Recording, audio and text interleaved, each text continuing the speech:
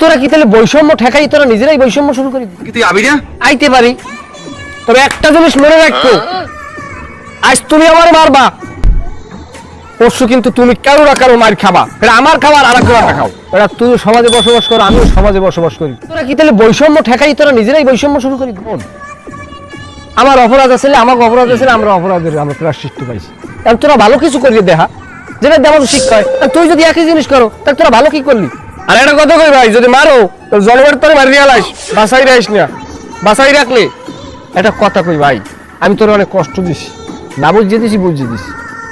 এখন তুই যদি আমার কষ্ট দাও দিতে পারো, তবে দিন কিন্তু আমারও আল্লাহ একদিন দেবে।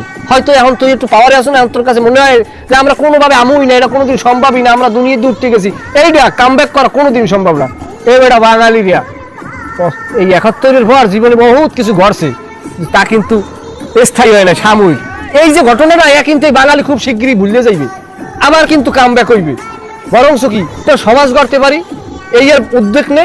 আমরা ঘরে আছি, ঘরে থাই, তোরা রাষ্ট্র চালা, সমস্যা নাই। তোর মাপ চাই, তুই আমার জ্বালাস না। তুই যেটা করছো এটা অন্যায় করছো, আর আমি যেটা করতেছি এটা অন্যায় করতেছি, এটা করা উচিত না। আমার চেষ্টা করবো, আমি যে অপরাধগুলো করতে আছি বা করছি, ওই দিন বাইরে যাওয়ার চেষ্টা করবো। ভালো থাক।